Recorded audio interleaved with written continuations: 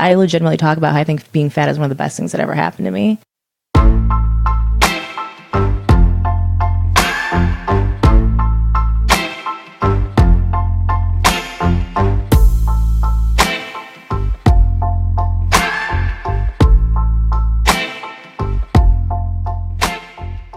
Some of you might know that I am sort of obsessed with my abdominals or lack thereof. I mean, I know I have abdominals. They're just like below this very small layer of fat. But I've been obsessed with my body image for as long as I can remember. And when I got sober at 25 is when I started eating better and working out.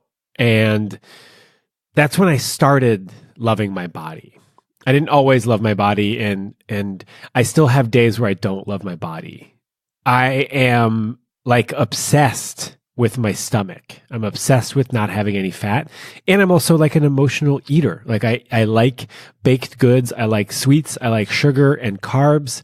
And because I don't use drugs or alcohol or even sex anymore or tobacco, food is like one of those things that I still use to change the way I feel.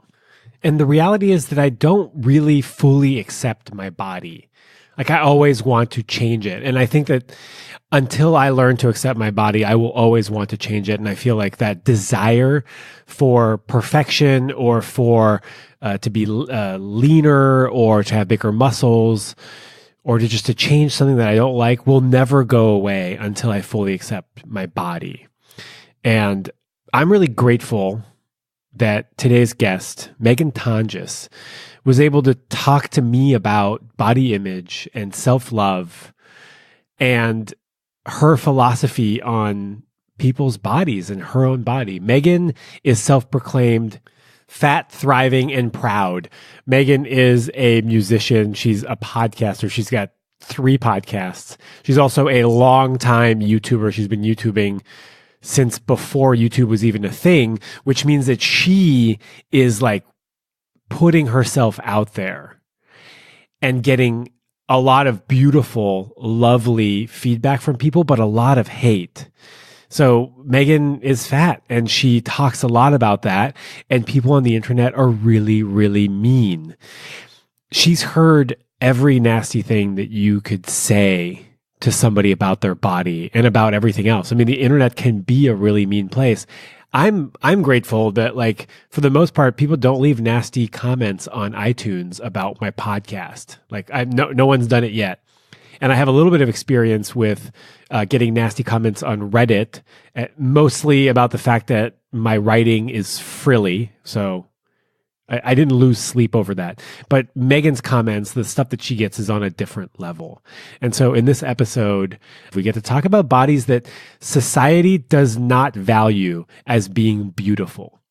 We talk about how to accept your body. We talk about being fat and happy. We talk about the intricacies of being fat and having sex. So like your weight and your body effect on your sexuality. A bit of a warning. We're also going to touch on Meghan's sexual assault, which happened a few years ago. So in the middle of the episode, I'm going to stop the interview. There's going to be sort of like a little mid-roll segment, and the talk about the sexual assault will come after that. And so if you don't feel like listening to it or you're not up for it, you can just stop the interview there. So you'll have a whole half of the interview, and there'll be another warning before we talk about her sexual assault. And finally, we're going to talk about something that I call the brunch standard, which is how I use, it's sort of like a measure, a framework that I use to figure out whether I want to have sex with somebody or not, and whether that sex is going to be fulfilling or not. So we're going to talk about the brunch standard. Also, Meghan is the hugest flirt. She's basically the female version of me.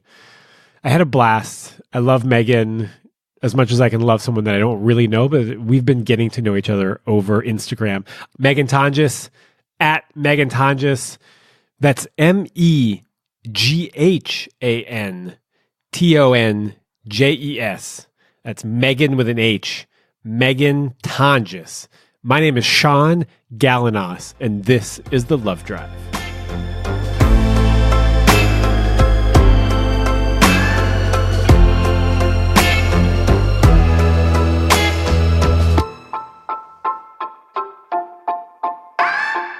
Meghan Tonjes. I like how you say it. You can say it however you want. What? How? You say like Tonjes. Yeah, Tonjes. It sounds so fancy. How do you say it? Tonjes. Tonjes. But I don't like the way I say it anymore. I'm getting self-conscious because everyone else is saying it in such a prettier way. How are they saying it? Like you're saying it. Tonjes. Tonjes. Tonjes. Tonjes. Could you please introduce yourself? Yeah. I'm Meghan Tonjes. I am a musician, singer-songwriter, YouTuber, talk a lot about body positivity, and I take no shit. I don't know how to talk about your body. Because I don't I don't have a lot of experience. Okay. And so could you give me like a primer on my body? On just like how to talk about like fat people. Yeah, I just describe myself as a fat woman, plus size. I mean, people use a million different terms. Obese, curvy, whatever is in or not in. You can call me whatever you want. You can call me fat. You can call me... Because I give you permission. I don't have a lot of experience. Yeah. What's up? You could say like self-proclaimed or something. Like, so it's like my words without you having to take the brunt of it. But I'm okay taking some brunt as long as I mean, I'm fine with you taking brunt. Okay. Well, I guess I'm going to take some brunt then. Good. It's good for your Virgo soul. I don't have a lot of experience. I don't have fat friends. Why don't you have fat friends? Probably because I've been conditioned to not like fat people. Interesting. Yeah. I mean, a lot of people have. That's not uncommon. No, it's not a very popular opinion. No. And it's not something that people like actively. Yeah. It's hard. It's a hard thing to say because, yeah, you would upset a lot of people saying that. I also don't have a lot of like friends that are people of color. Yeah. Well, you're in fucking, where are you, Montreal? Yeah. Well, but I lived in California. Well, I lived in San Francisco there are no people of color in San Francisco anymore. Damn. And I'm sure there are fat people, but. Yeah.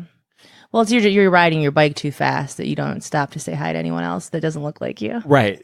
That's true. And it doesn't fit the criteria of the partner that I'm looking for. Interesting. Or friends. I mean, friends like you, I don't know, do you attract the thing that you are more often than not? I mean, I think we probably feel comfortable surrounded by people that remind us of ourselves and the people that we've grown up around. Like, I didn't grow up in a town with a lot of people of color, and I was also probably the only fat person that I knew.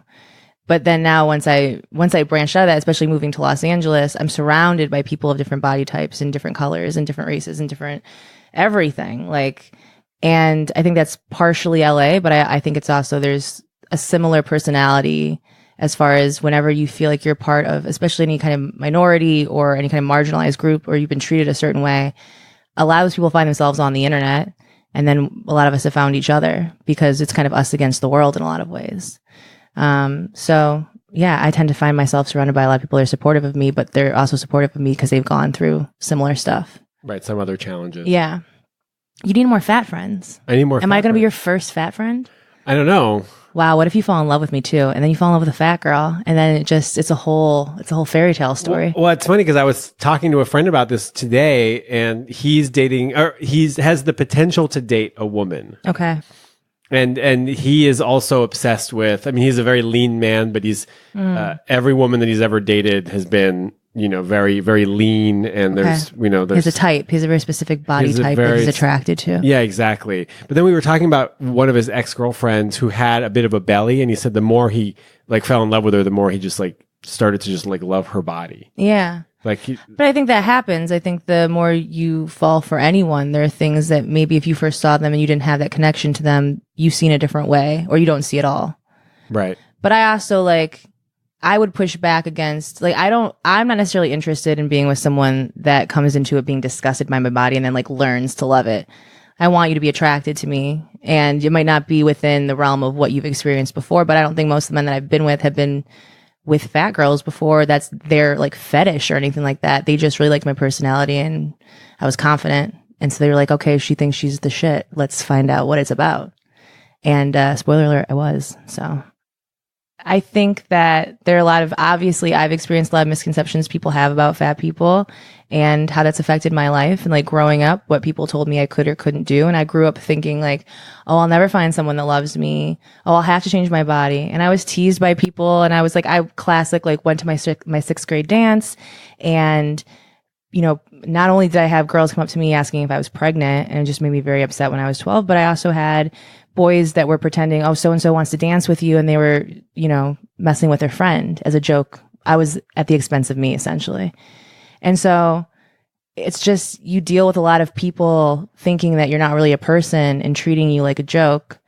And I don't know how it happened, but I'm lucky enough to, I think, have grown up in somewhat of a way where I was told by my mom, like, whatever you want to do, we're going to figure it out. And I internalized that enough that now I think I can do anything I want.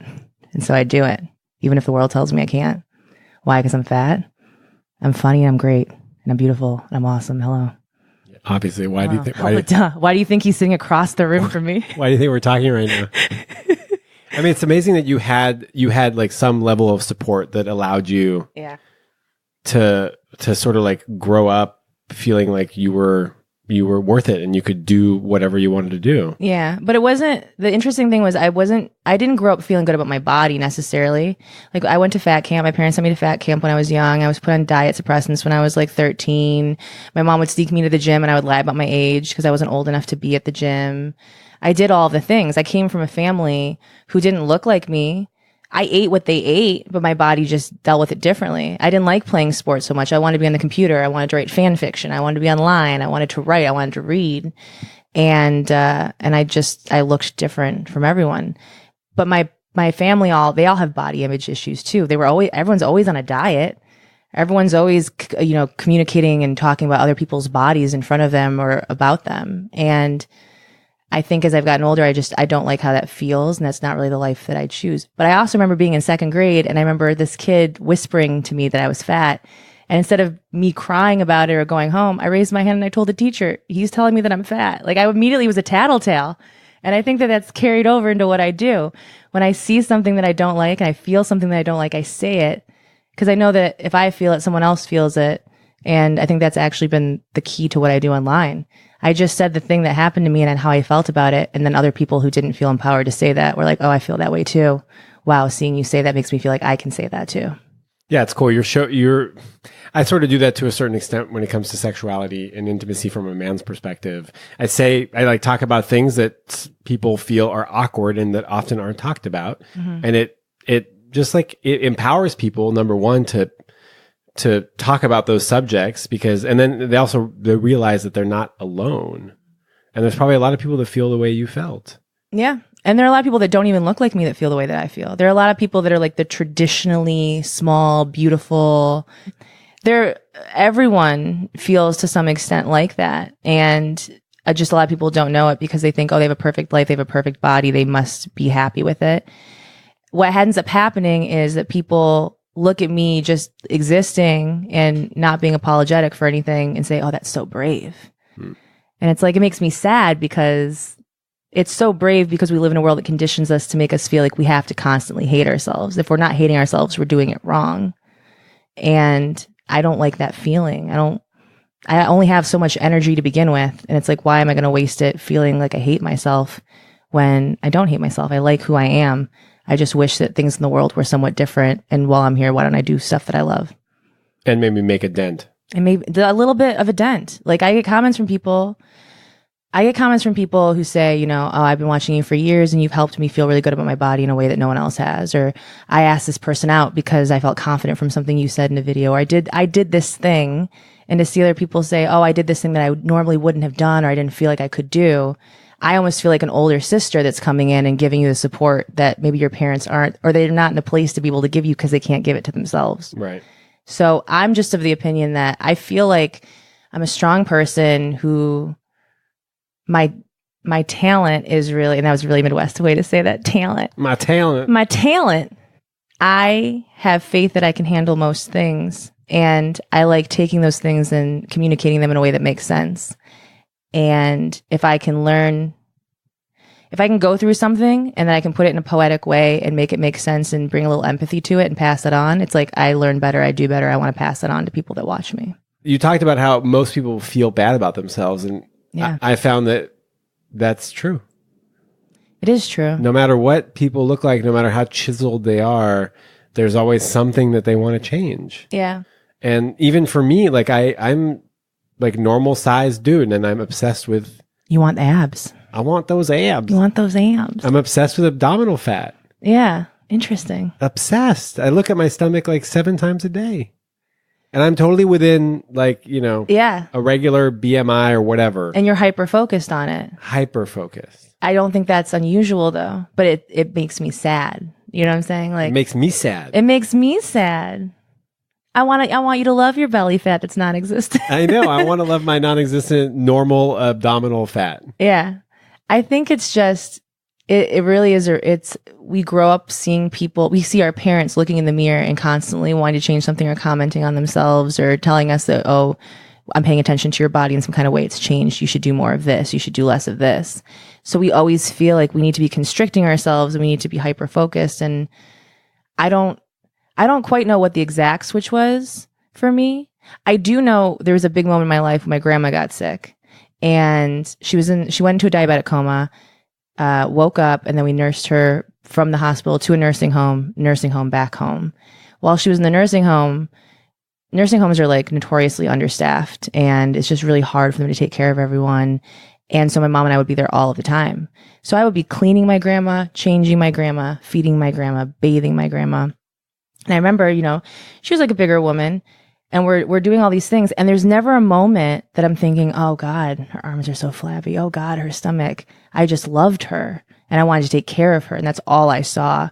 And I think that was a huge light bulb moment for me where I thought, if that's how I feel about someone I love, someone that loves me is also going to feel the same way. So why am I sitting here in the middle of like sleeping with someone or in the middle of doing anything, thinking about like what this looks like? I'm seeing it in a way that other people aren't seeing it. And I'm changing the course of my life in a way that I shouldn't be. So I think that was just a huge moment for me where I realized people that love me aren't looking at me the way that I'm looking at me. And I kind of got to let it go. And when I'm thinking about things that I want to change about myself in my 30s, I'm never thinking like, oh, I need to lose weight. I need to do all this. I'm thinking like, wow, I need to be more open about my feelings with people. I need to do less of this emotionally and more of this emotionally. I'm trying to get to like the inside core of who I am. I'm not so concerned about this because this can change for a myriad of different reasons. I could get sick. I could be on a medication that makes me lose or gain weight. Anything could happen. But if I'm not like figuring out what's going on in here, then I'm not gonna be able to deal with how the world sees me on the outside. Also, I have great tits. So it's like, what am I? They're great. They're great. Isn't one's a different? Yeah. The left one. She's hiding. It's like those that mind don't matter and those that matter don't mind. Yeah. Like the people that are going to love you are going to love you. Yeah. And the people and the haters, I mean, the haters hate themselves. Oh, absolutely. Like every time I hear a negative comment, I go, oh, it must be so hard to be you. To have to like need to put people down in order for you to feel better. Yeah. Just basically anytime I share anything on Reddit. I'm a big proponent of, I don't think everyone should read the comments. But I'm the bitch that's going to do it. Right. Like if anyone's going to do it, it's absolutely me. Because I have been online for 12 years. Every horrible thing that could ever be said about my body has been said. I had an incident with Instagram in like 2014 where I posted a photo and I actually was not someone that wore like revealing clothing or shirts or that were low, or I didn't wear shorts or anything like that, bathing suits online. And then I posted this one photo of me in a t-shirt and underwear and it got marked as pornography on Instagram. And there's no reporting system in 2004. There's nothing you could do. So I made a YouTube video because that's what I do know how to do. And I said, this is bullshit. Why is my body different than this one? There are half naked, or if not entirely naked people on this site. And I'm not showing anything. None of my genitals are into this. It's just the back of my thighs. Like it's fine. And I said, what I think is happening is I think people are uncomfortable with my body and they think I don't want to see it. So no one should have to see it. So I'm going to flag it. And there's nothing in place to stop that. And it made a big enough promotion that Instagram apologized and released a statement saying we don't always get it right. And they put the photo back up. And that kind of opened the floodgates of like, oh, wow.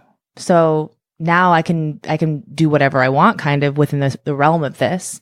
And that went so viral that it was on the news. And then all of a sudden I did read the comments and the comments were a lot like, this fat whore deserves to get raped.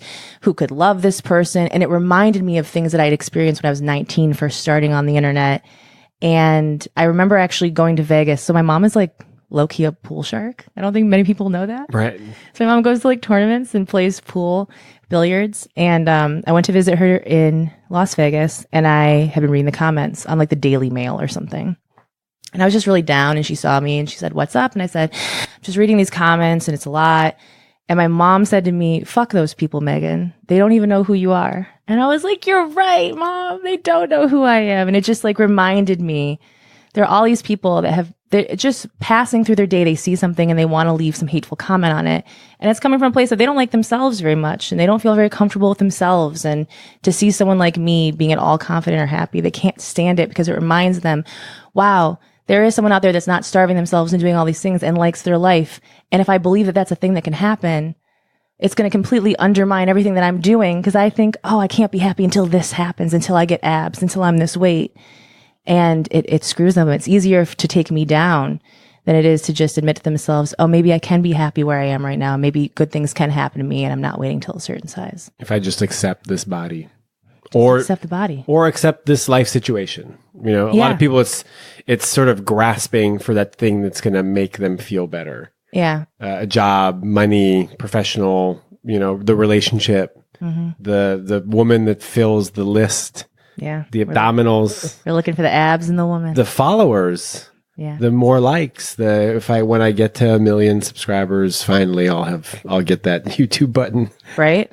But you get the YouTube button and then you want the next, you want the diamond YouTube button. Yeah. There's always going to be something that you want that's above you. There's always going to be someone that's better than you, prettier than you, you know, fitter than you, whatever it is. But it's just you're going to be constantly chasing something that you can't achieve. And I've seen the people that get to those 1 million subscribers, and a lot of them are miserable. A lot of them feel like they can't talk about their depression or their anxiety. They feel like they have to play a character because that's what got them big. They feel trapped. And so they don't have the freedom that maybe I have because they feel like they've conformed in a certain way or they have an image that they have to protect. And for me, my stuff online has always been, I'm growing up in front of you and I'm going to do exactly what I want to do. And if you like me as a person and you like my personality, hopefully you follow it. But I also think I've gotten better opportunities in my life because I didn't look like everyone else. Like I legitimately talk about how I think being fat is one of the best things that ever happened to me. Right. And I think that people get confused. They think, oh, it's a pride in being fat. It's not a pride in being fat. It's just an acceptance of my life has gone a certain way. The only person that knows the history of my body and why it is the way it is, the trauma that it's had, the way it survived is me. And I'm proud of surviving those things in the way that I have. And if I looked like everyone else, I wouldn't have had the opportunities I've had because I would have looked like everybody else and I wouldn't have stood out. I went on Ellen in 2011. Hold on. Yeah, did you not know this? No, I did. And okay. By the way, casual. Congratulations. And I don't think you know this. Yeah. That is my life goal. Is it? It used to be to go on Oprah, but that's not very relevant anymore. And I think Ellen is much more like my demographic. Yeah. So wow. When I realized this, I was like, almost fell off my You were like, wow, chair. I'm going to make her my wife. Wow. And I'm going to ask her to hook me up with Ellen, dude. I don't have any hookups. I'm sorry. I know. I have to do some sort of booty revolution. Something. I did. I've been showing it on Instagram. True. People like it. Oh, I've been liking it. I know. It's not fair, by the way. Yeah. That I put my bare ass on Instagram. That's true. It doesn't get flagged. Yeah. And you put your covered ass on Instagram. Just my under butt cheeks. Your under butt cheeks and your thighs. You're on the Daily Mail. There you go. That's fat privilege, bitch. Fat privilege. Don't you wish you were fat like me? Sometimes. Yeah, that's interesting. I love that. I mean, I love that you don't look like everybody else, and so you're gonna benefit from that, and you're also gonna be targeted.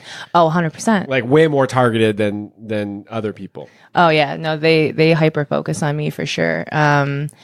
I mean, I've had people make horrible videos about me and say horrible things, and I think that it's in a way. I mean, me being a woman too does not help that situation at all. No. People are definitely ready for it. How has your body size affected your sexuality? How has it affected my sexuality? Well, I didn't have sex until later in life. And I think a big part of that was probably fear of what people would think of my body and not really understanding my body in a sexual world. I didn't really have anyone to look to. I didn't really have the resources to read on like, what does this look like for me? I was just focused on like, will a boy want to kiss me until I was like 26? Like, that's what I feel like it was. And then I discovered blowjobs, and I hate to say that the rumors are true about fat girls and blowjobs, but I can't say that they're not. I was focused. I found myself being someone that had crushes for a long time. I would have a crush on someone all through high school, crush on someone all through college. I'd be touring. I'd have a crush on them. I was just very focused on these people that I thought were like, oh, they're friends, but we could be so much more. And not only didn't get the hint, but just held on to false hope. And that's why I'm not like that now. I think once I started having sex and realized, oh, I have more control in this than I know, and I don't have to stick around waiting for someone that doesn't like me. And I'm not perfect at that. I still fall into those traps. But really, I'm just the kind of person that I'm not going to do anything until I'm ready to do it. And I found myself at 26 realizing, okay, I want to have sex now. And then once I found the person that I wanted to have sex with, and I intentionally didn't want to fall in love with, like I picked someone that was like, I don't want to fall in love with them. I don't even know that I really like their personality, but this will be a great place to start. I was on tour and I got a hotel room. I texted them, said, be here at the show. I didn't even put him on the guest list. I made him pay for the show. And I said, Power move. A power move. I said, listen, you go park your motorcycle wherever, because he had a motorcycle, and you're coming with me tonight. And then I just, I did what I did. But I think for me, I've owned a lot of my body being sexual because it's allowed me to see my body in a way that I didn't before, and realize that a lot of things I was insecure about, people that I've been with have found really sexy or didn't notice at all. Right. Oftentimes people are way more concerned about their own body to be worried about your body. Oh yeah. That's what I've figured out. Like no one cares about my baby fat. No. Which is what my mom calls it, but it's not baby fat anymore. I'm 36 years old. Mom. It can be baby fat. Well, they're worried about their baby fat. Yeah. For the most part. They're worried about something that literally I do not care about. They're worried about their bodies. They're worried about if you're going to get off, if they're going to get off, what everything that's happening. There's a lot of other things that they're focused on. And I just had a very different view of, I think, what sex was. And I didn't realize how empowering it could be until I started having it and realizing that I'm in control, and the things that I didn't know were sexy about myself, they find sexy. And it's like I'm seeing it through their eyes. I mean, I've weirdly never had the experience of sleeping with anyone. Well, that's not a weird experience, but I've never had an experience where anyone I slept with made me feel bad about my body. But I also can clearly remember the people that made me feel good about my body. And that's a smaller number. I think the first few men I slept with, it was like they didn't ever say anything bad about my body. They were into it, but they didn't make me feel great. And then once I started having experiences with people that really pointed out, like, I really love this about you, or really focused on that, it made me look at that part of me in a different way. Your tits. My tits specifically. I knew it. I know. But like I never, it's not like even with Booty Revolution stuff, it's not like I have a big butt. I have a pretty flat butt, but I just, the way I photographed it made it look a certain way, and it made me feel good about it. And then taking those photos in general, whenever I take a photo of my body, I have to acknowledge that that's a photo I took, that it looks that way, and that there's not all this other stuff going on to make it look that way. And so it starts healing parts of yourself that you feel insecure about. I have to acknowledge that, like, that's a beautiful photo and that I'm in it. And then I have to start making that connection. And if I feel sexy and I look sexy, it's like, okay, it just, for me, photography and Instagram and all that stuff has been healing, and sharing that. And then seeing other people leave the comments that I love the most are the comments from people saying, I look like you, and I think you're so beautiful. Like, we're the same size, and I think you're so great in this photo, but I can't feel that for myself, and I want to. And for me, that's like a motivation in and of itself. I want you to know that we're the same size or whatever, and that you can do this so you can feel as good as you want to in your body. It's just you haven't seen anyone that looks like you do it. And I didn't see anyone that looked like me ever be anything except for the butt of the joke, or someone that was starving themselves to lose weight to live their life. And so I want to be the person that I needed. And I work very hard every day to be that person. Yeah. So that's like such a beautiful dynamic. Yeah. I love getting positive comments from people that say, this thing that you went through, like, I want to go through it as well. You know, I'm scared of this thing that you have been able to overcome somehow. I just love that. It's good. It's connection. It's community. It's motivation. It also makes me want to share more about what I'm feeling in my life, because the feedback that I get more often than not is, wow, you put that perfectly in words. You said it in a way that I could never figure out how to say it, but that's exactly how I feel. And so when I think about, like, what I like to do, I write songs, I do all these things, I make these videos. What it comes down to is I like saying things in a way that makes sense to people and resonates with people. That's where I find power. And whether that's me writing a song, or that's me saying something really funny in an Instagram video, whatever is going to change your day a little bit, or you're going to remember as you're going through things in your life. I like that. I want to be a part of that. Great job. I am. And for some reason, we're not talking about sexuality anymore somehow. Yeah, I don't know. We keep getting off track.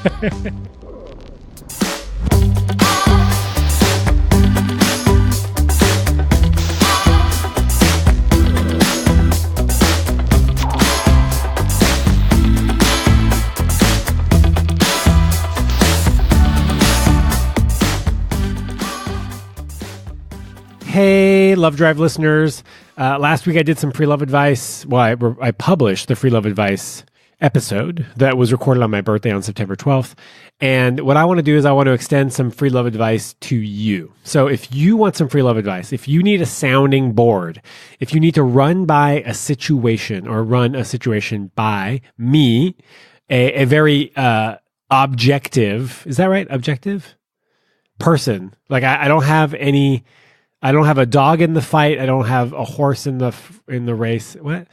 Sit down with me, like virtually sit down with me and let's talk. I'll give you 30 minutes and you can tell me what's going on with you and I will do my very best. I will dig deep into my toolbox and try to help you figure out the best way to deal with whatever situation that you have, as long as it has to do with your sexuality, intimacy, sex, love, dating. Use me. I really want you to use me. thelovedrive.com/free love advice. Go there, sign up. You'll get access to my calendar. You'll get to pick a 30-minute slot and I will call you.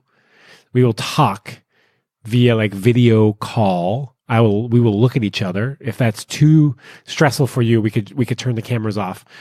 And I would like to help you with whatever situation that you have, as long as I'm qualified to help you. I'll do my very best. So go to thelovedrive.com/free love advice. Sign up and we will chat.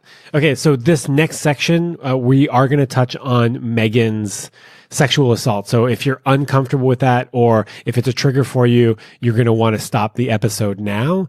Or you could just fast forward 4 minutes. This portion of the interview where Meghan talks about her sexual assault, we don't go into too much detail and it only lasts 4 minutes. So if you want to just skip ahead 5 minutes to be safe, we'll start talking about the brunch standard after that. So my name is Sean Galanos and we were talking with Meghan Tonjes on The Love Drive.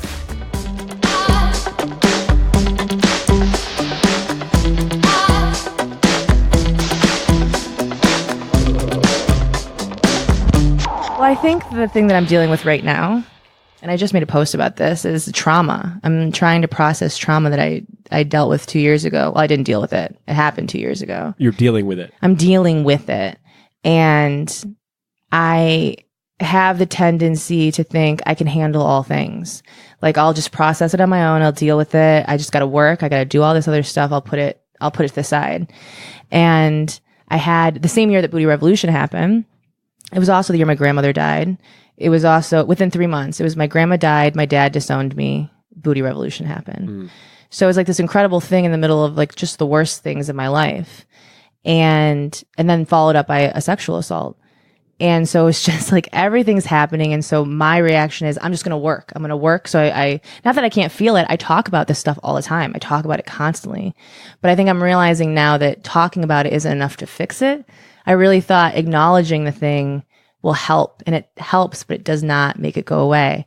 And so I think recently, when I started having sex, I was very whatever experience, just throw me in, head first. I'm ready. Here, I'm ready. I was all about casual sex. And now I think after being assaulted and there being trauma, it's there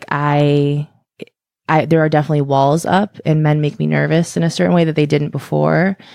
And I think that's starting to be something that I'm finding when I'm having sex with people, is I just have to know them a lot more. I have to have a lot more trust in a way that I didn't before. And it's harder to get that trust because I used to just give it. And then now I've had that kind of broken. And so it just takes a little bit longer, I think, to get in my good graces and for me to want to fuck you. Which makes it harder for me to experience other sexual things because I'm there's already too much. that I'm dealing with. Yeah, you were saying that talking about it is sort of is part of the process, but it's not the entire process. I really thought if I could just say it, it would fix itself. It would be enough. And I now that I've told the story so many times, I can talk about my assault all day. I could share the story, but there's still that part of me when I think about it, I can just start crying and I almost feel like I'm back there, which is so even being in New York and being in an Airbnb, it's like today I posted and I was just very emotional about it because there's all the, believing survivors and this hashtag going around. And so I shared my story of I was at Tribeca Film Festival when this happened. And I was in an Airbnb with friends and my friends left and this guy stayed and he wouldn't leave until I played music for him. And I was like, okay, I'll play a song. And then he used it as an opportunity to unzip my dress. And then he wouldn't leave. And I went to the door and he's touching himself and there's a lot of things happening. And it's like, he goes to leave. He puts his hand between my legs. Like there's just a lot of things happening. And he's like a married producer. Like this isn't someone that I thought I should be afraid of. I thought this was a peer. I thought this was someone I could trust. This is someone that knew me, that knew what I had worked on. And I'm just now starting, I think, to really get to that trauma and trying to figure out, I know that it wasn't my fault. I know that I didn't do anything wrong, but it's one thing to know it and to feel it because you carry that guilt around of like, I didn't do enough. Why was I so nice about it? Why didn't I scream? Why didn't I call the police? And what's interesting is you and I, as I take over this interview, as I'm just like meandering through, I found you through our mutual friend, Lila. And she posted how you guys were working on a podcast together and you were friends, but you weren't necessarily like attracted to each other. And I think the comment I left was, he's attractive.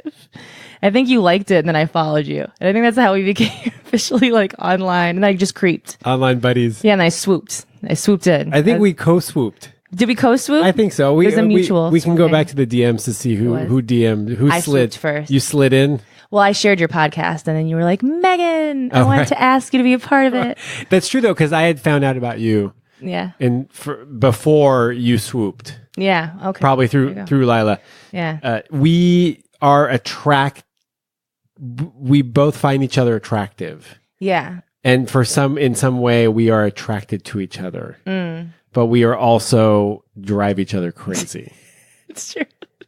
Like crazy. I think because the things that I don't like about her are the things that I don't like about myself. Fair. Which I think is very common. Yeah. It's hard when you have that kind of, do you feel like it's like a brother-sister thing where it's like absolutely fighting? Siblings. Yeah. Totally siblings. I love it. But she doesn't. Anyway. No, I know I read the post. You're prickly. You're prickly, Sean. But I found you through her. And Lila to me is such an interesting person in my life because I was hosting a sex show and I met Lila on the sex show. I went to Hacienda and we came across each other and we just connected. And so we stayed friends. And when I was assaulted, I came to New York City. I was here when it happened. Lila came to me the next day and laid in bed with me. She brought me ice for my ankle because I'd hurt myself. She laid in bed with me. She cuddled me. She told me all these things about I felt so guilty. Like, why didn't I scream? And she was like, a lot of women feel this need to tend and befriend, right? So instead of getting out of the situation, we just know that we have to survive the situation. So we make them feel like it's okay. Everything's fine. It's okay. What you did is fine. Just to get them out of our space so we can lock the door, so we can be safe. And I think about that every single day, her saying that to me. She laid in bed with me. She read me her writing. Like, she just spent time with me. That's someone I never would have met if I hadn't done this show. And the fact that she was in my life at such a pivotal, horrific, upsetting time, but was such a comfort to me, I just have so much love for her. And when she does the podcast now, when she was thinking of starting that podcast, she reached out to me and I remember sitting on my phone, giving her a ton of encouragement, but a lot of practical advice and just like us going back and forth. And then to see her start that project and then to be on that project and then to meet other people through that project. It's just this weird way of like, that show may never come out. But the people that I've met through it, I know are part of my life forever, or at least changed the direction of it. And that's pretty cool. You just realize how long life is and how you never know who you meet on a certain day that you're nice to and you have a conversation with, how they're going to come back through your life and really be a huge part of it. But here we are. Now I'm in bed talking to you 3 years later. 3 years later. I'm grateful for Lila and I'm grateful for podcasting because I feel like I'm finally now building the community that I've always wanted to build. that I couldn't find. Like for a while I blogged, and then for a while I made YouTube videos, and like YouTube is just such a rough place. Ooh, it's a wasteland, and it's the Wild West, and podcasting has been so much like that. No one has left me a scathing iTunes review. Not yet. Yeah, but go ahead. Today is the day. You fucking loser. What do people need to know about having sex with you?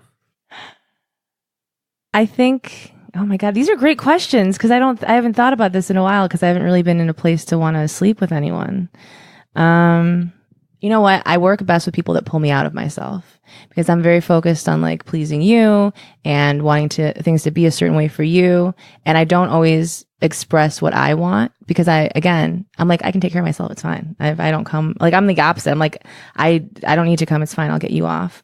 But now as I'm getting older, I'm realizing, oh no, I do want to actually come. I want you to focus on me. So I think having sex with me, you should know that I'm going to listen to every fantasy you have and all the things you want to do. And I'm going to find a way to be the best version of that and the sexiest version of that and do it in a way that makes you feel like, oh, wow, this was really worth it. But I also think I work best with people who push back and kind of call me on what I'm doing and pull me out of myself a little bit. I think that's how you're going to get the best sex with me because I don't open myself up to everyone. I talk a lot about things right away. Are you sure? I'll tell you everything about me. I don't care, but I'm used to seeing everyone for who they are. I'm not used to being seen. And so I find when people are that for me, they can call me out and be like, oh, this thing about you that I didn't even verbalize or say, that's so sexy to me that but I haven't experienced a lot. So I don't even know how I'd react. I just think that, I don't know if I'm answering the question. I'm warm is what I am right now. I'm very warm. I'm heated. It's warm in here. Are you getting uncomfortable? I'm a little uncomfortable.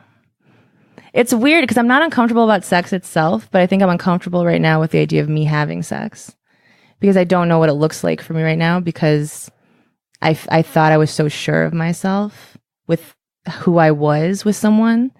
And I feel like that's been shaken a lot in the past few years. And so I'm trying to build that back up and figure out how to match that personality of like, I'm going to take charge and I'm going to do whatever you want with what I actually want from someone and being able to verbalize that, which I haven't been as successful with.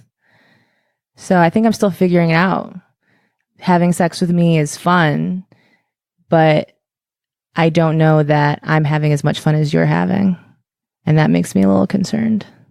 It's probably why I'm not having much sex lately. I mean, I think also things change after an assault. Yeah, I realized that. And, you're probably exactly where you need to be at this point in your... Yeah, I think it's just the people that I'm attracted to now, the people I let close to me are different than when I was 26. It didn't matter who you were. It didn't matter if I thought you were a good person or not, if I wanted to be friends with you, or if I thought whatever, you were looking out for me. I just wanted what I wanted and I was attracted to you. And now there's a whole other level of I just need to feel safe. And I didn't need to feel safe when I used to have sex. I just needed to feel wanted.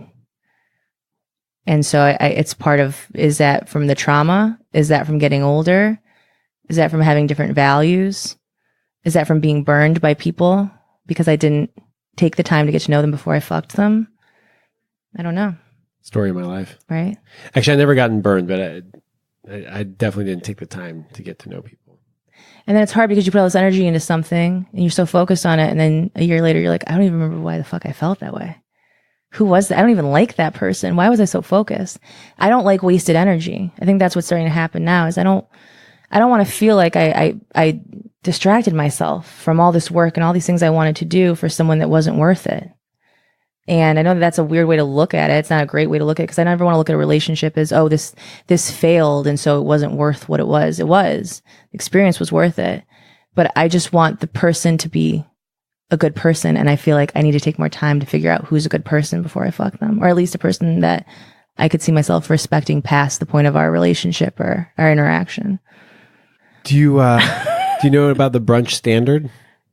Is it like someone that you want to go to brunch with the next day? Yeah, that's exactly what wow. it is. How did you? Well, I just took the words that you're saying and I tried to apply them to the situation in a way that made sense.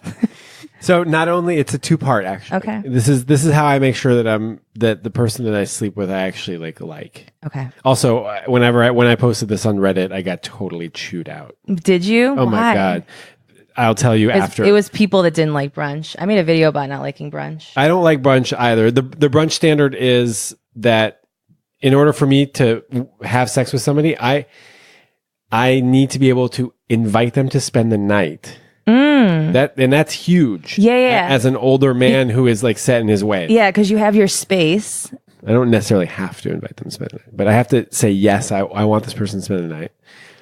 And not only that, in the morning we have to go to brunch and wait in line and pay for expensive eggs.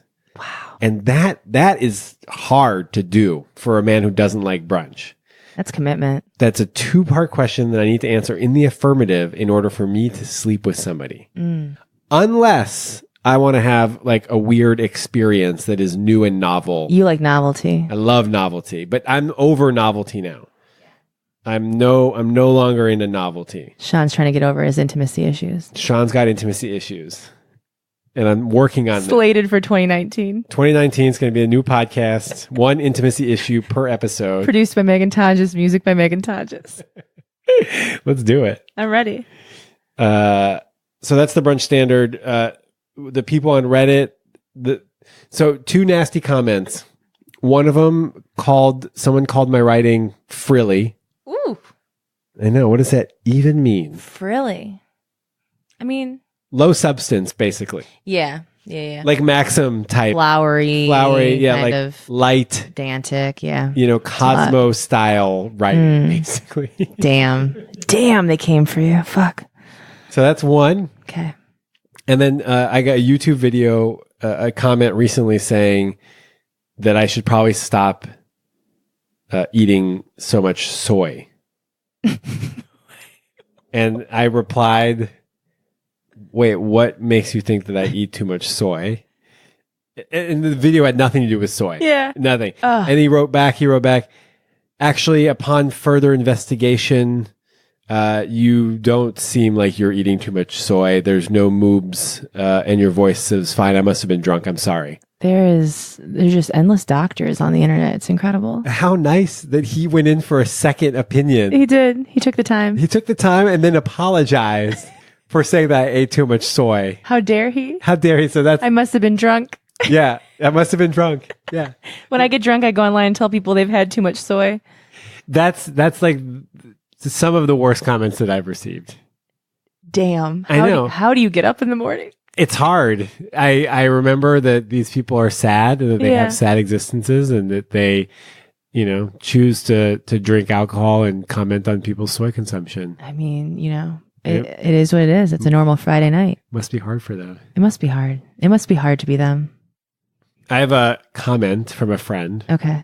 This is the same friend that's selling the cottage cheese. My friend just posted two tubs of cottage cheese for sale on Craigslist because he accidentally bought not low-fat cottage cheese and he wanted the full fat because he's into the ketogenic diet. What a blessing. Ketogenic diet also sponsoring this podcast. Also a form of what is it? Eating disorder. Oh yeah, diet culture. Diet culture. Sure. What is it? Well, it's constriction. It's intermittent fasting. Yeah. Is an eating disorder. Yeah. But like with a fancier name. It's much more accepted. I used to not eat all day too. Right. We all did it. Yeah. But now it's cool on Instagram. Now it's fasting and it's good for abs. Yeah. So my friend Brian he says that he's concerned that that his penis wouldn't be large enough for intercourse with bigger women. Interesting. Yeah. I actually think not that I don't enjoy penetration. I like penetration because I feel like it feels good for who I'm with, but it's not like my focus. It's not what feels best for me. So I wouldn't even necessarily be concerned with that. I was having a conversation yesterday. Someone brought up the fact of size. And if someone's a size queen, someone was saying they were a size queen, right? So they're like, I like big dicks. And I chimed in and said, I actually have had some large penises.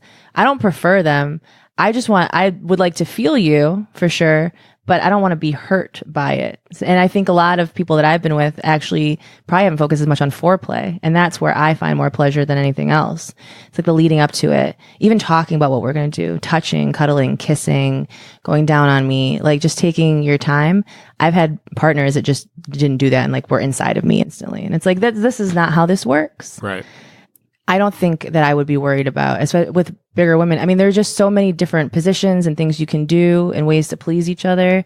And I think a lot of that is just more insecurity about like what you think you're not going to be able to get past. You would be amazed what happens when you throw someone's legs back or they bend a certain way or you put a pillow underneath your stomach, like whatever it is. There are ways to get around it. And fat people have been having sex for forever with people that aren't necessarily fat or with each other. Fat girls have sex. Fat girls have sex too. They really do. And I've had sex with men that were bigger, and I've had sex with a lot of men that were much thinner than me. And I've never had a problem with someone being like, I just can't get past your ass. Your ass is too thick for me. It's like, no, I can just lean down a few more degrees and you'll get inside. It's fine. Right. You figure it out. If you like each other and you want to fuck, you're going to figure out a way to do it. It's not going to be a problem. Yeah. Prop yourself. A lot of times people will be like, oh, I don't like big women. But I think some people that say that are just scared that they're not going to be enough to get past a certain barrier, or that they're going to be disappointing in some kind of way. So it's easier to say, oh, I don't like this thing, as opposed to, oh, I've just never experienced that. Yeah. And so why not if you meet someone who has a body type that you're not used to and you like them, why would you stop yourself from figuring that out? It's an exploration of how to please them. No one that you're with is ever going to want the same thing. And that doesn't change with fat people. I think people are worried about what other people are going to think. Oh, 100%. Also. Yeah. They're worried about like what their families are going to say and what their friends are going to say and how they're going to be looked at. And that is a reality. But I think that's the kind of stuff that I want to dismantle. That's the kind of stuff that I just think is unfair, that we don't realize that we're putting people on these pedestals of like, oh, well, if you're with a thin person, you're really doing a great job. You might be with a thin person that has a shit personality. Isn't that great? But you could be with someone who looks outside of the realm of what people want, and they could be the best person you've ever met. People just don't want to give other people a chance, and they want to reflect their own issues on everyone else in their relationships. I already know that whoever I end up with is going to have to be super fucking confident in who I am and what I do and comfortable with that. And I would never want to be with someone, I think that, and not that you can't struggle with it. It's something you can work on together, but I want someone that's going to defend me and defend why they're with me and be solid in that, because they know that I'm the person they want to fuck and I'm the person that they're in love with. Listen, we always have to consider everything with a grain of salt. So even if my family or my friends tell me something, or they give an opinion about what I'm doing or how many people I'm fucking or whatever, I always have to consider that they're probably coming from a good place. They care about me, but all that is colored by their own experience and their own feelings about sex or their own feelings about their body. I can't take that as Bible. I can't be like, oh, that's how you feel and that's just how it is. Because that's how whenever I do that, I end up miserable, because that's not really what I'm trying to live my life to. That's not the standard. That's not how I see it. And trying to fit into these boxes of like, I'm only allowed to be with this many people, or I'm only allowed to do these things in this time, says the fuck who? Your friends? Okay. Yeah, fuck them. You can I appreciate your feedback. I appreciate your opinion, but like, I felt good about this until you said something. So why would that automatically change that? I think that's what I would want to dig into. Well, I'm overly concerned with other people's opinions of me. Yeah. And because I have lots of confidence, and I'm also insecure. Yeah. And so when fucking Virgo. Oh, is it a Virgo thing? I don't know. I just like saying it to you. Maybe it's that Cancer moon. Oh God, you feel things like a Cancer? What's your rising again? Capricorn. Damn. Good combo, I think.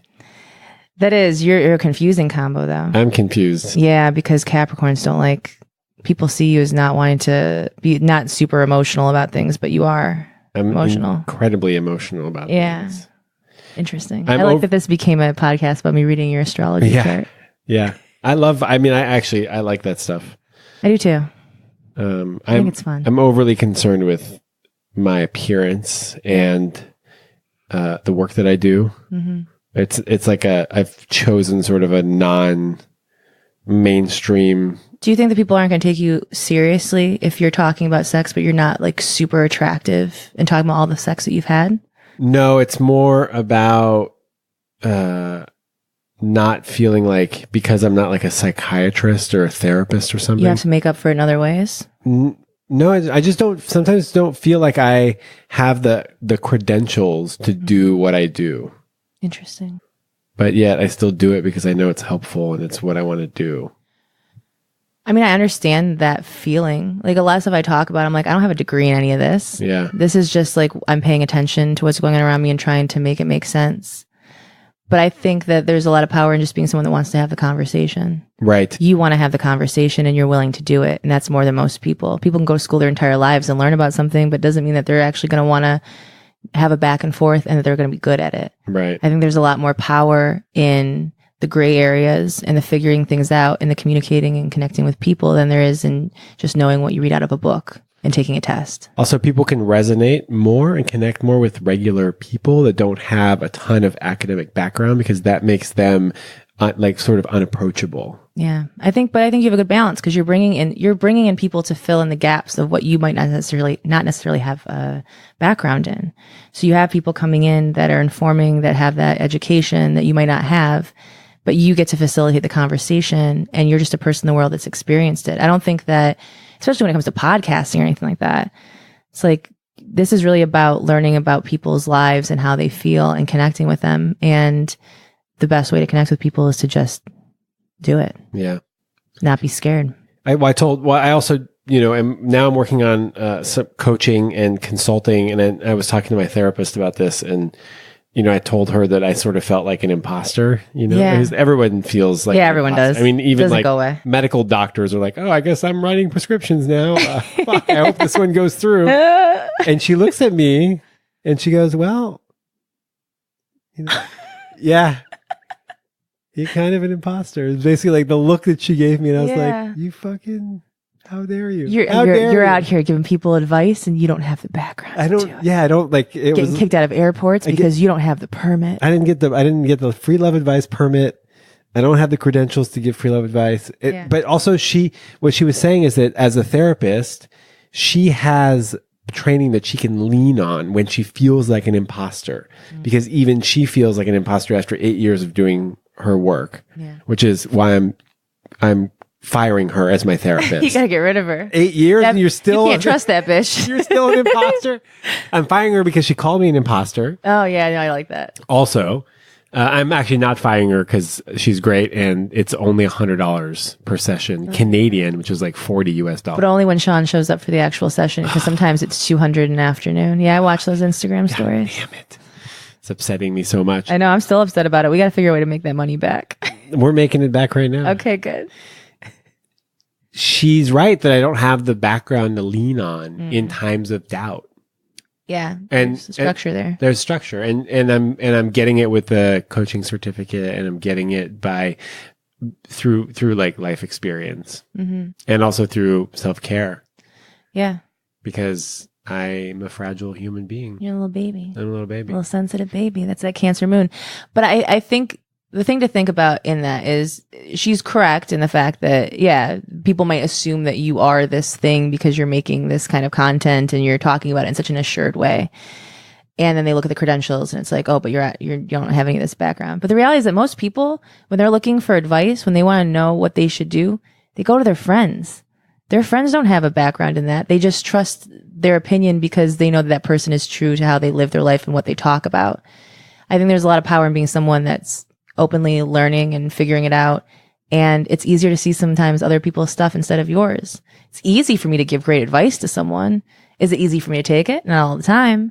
But sometimes you can see something that person might recognize, but they haven't admitted it to themselves and they haven't heard it out loud yet. And maybe they have people around them that are really enabling that because they don't want them to feel like, oh, I'm not being a good friend to you. You have the opportunity to be in a safe place with them and to come at it from a place of kindness. But you're not bullshitting them because at the end of the day, you're not going to see them again. So you might as well tell them the truth, and they can choose to take that or not, choose to take parts of it or not. That's their choice. That's part of being a human. You can't just because you're a doctor and you tell me something, that's what's right. No, I have to take what makes sense for me and I have to go at my own pace. That's one opinion. Yeah, it's one opinion. And a lot of people get several opinions when they go to the doctor or anywhere else. So That's what I do until I get the answer that I'm looking for. Well, yeah, no, I mean, I don't go to anyone because I have their answers inside of me. They're inside of me. Well, that's the way to do it. It is. I think you're doing a good job, Sean. Oh, thanks. Good job. Killing it. Thank you. Will you share with me your self-care practices? Like what you do to like make yourself feel good? Ooh, I get off social media. I try to turn my phone and my computer off because I think that's just, there's too many things happening and I'm worried in a way that I can't be all the time or I'm exhausted. So I like to play like Spotify playlists. I have like a little alarm clock too now, so I'm not on my phone so that I can wake up at a certain time and I'm not stressing about notifications. I take a lot of baths. People see my Instagram stories. I take like a bath like every night. And it's just my time to just be with myself and read or just think about life or just hang out. And I also really, the biggest thing that I do is I create stuff that I love with people that I trust. And I think the fact that I make so much content and it's so easy for me is because I'm only collaborating with people that I really, really trust. And I don't script anything and we can just go back and forth and it's fun. It's fun to make. It's fun to edit. So I don't feel like I'm working on any of that. It's a fun process where I just get to be free and play. And, it's weird that work kind of has become self-care in some ways, but I look forward to those days where I record with those people or do podcasts even. I love talking, connecting, and that makes me feel better about where I am. I'm not someone that's like, oh, self-care, I have to be away from the world all of the time. I can't. I like connecting with people. That's part of my self-care. And I think podcasting is part of my self-care. That's why I've brought you here today. Yeah, I'm here to be your self-care. Yeah. And to self-care with you. Yeah. Mutual self-care. Connection is mutual self-care, mutual masturbation. Whatever it becomes. What have you. However the stars align. I'm trying to keep it professional here. I'm a Scorpio. We just talk about fucking. We can't help it. I'm a flirt. There's We're just so in love. We fell in love through Instagram. And so I'm just giving you that. I'm just letting you know. What was it? We fell in love in a hopeless place. In a hopeless place. And that hopeless place was Sean's DMs. I thought it was New York City. Oh, no, I mean, I fell in love earlier. I just let you know. Yeah. You did. For me, it was love at first sight. Oh, thank you. It's because the tots are out. Yeah, the tots and the hearts. That's true. Is there anything that you'd like to talk about that we would be doing a disservice not talking about? Like, what haven't we talked about? We talked about your intense attraction to me, an assault, sexuality, kind of. Those are two different things, by the way. Yeah, so we should. He'll edit that. What else do you want? Do you have any questions for me? What else do you need? I feel I asked you a lot of questions. Is there anything you want to know just for yourself? Oh, personally? Yeah. Why am I still single? I think you're single because this should actually be the question you ask everyone when they leave. I think you're single because you want a partner or you think you want a partner, but I don't know that you believe it enough yet to be open to who that might be. I think you want to control too much of who it's going to be. And if I found in my experience, the universe is gonna show you something that you don't even quite understand yet.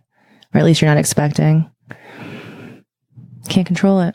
It's gonna happen when it happens. I mean, you're doing good work. You're trying to make yourself the best person to find the best person. But you gotta give up a little control, Virgo. Can I get another answer, please? I didn't like that answer. Could I? Because you don't have because you have a tan penis. I do have a tan penis, but it's not big. I don't know. Tan penises aren't in this year. Sorry. Try next year. Fall 20. Yeah, fall 2020. 2020. Yeah.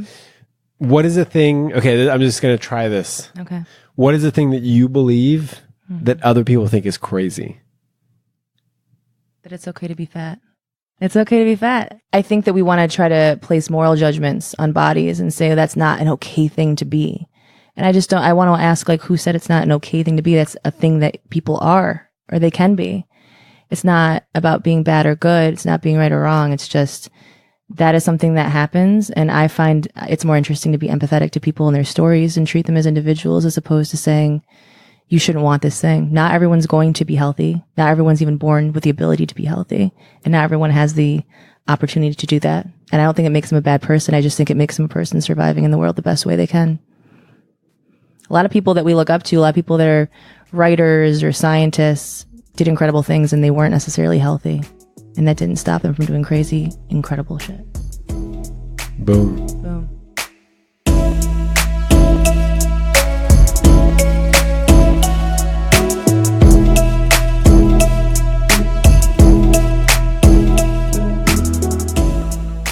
You can find all things Meghan Tonjes at meghantonjes.com. meghantonjes.com, or go to thelovedrive.com/EP30. That's Echo Papa 30. I will have the links to pretty much everything Meghan has ever done on, the show notes for this episode, including her appearance on Ellen, the multitude of podcasts that she produces and hosts, the YouTube videos, and more. This show was produced by me, Sean Galanos, with the help from Guilford Street Studios. Thank you so much for listening. It really means a lot to me. Today is Canadian Thanksgiving, actually, and I live in Montreal, and I am Canadian, and so I am grateful for each and every one of you. If you have listened to an episode of The Love Drive, thank you. Thank you, thank you, thank you. Next week, I talked to Dr. Jordana Jacobs, who has done a lot of research on our death awareness. So like the awareness that we are going to die and its effects on our ability and capacity to love. One of the primary ways we defend against our death anxiety is by clinging to love.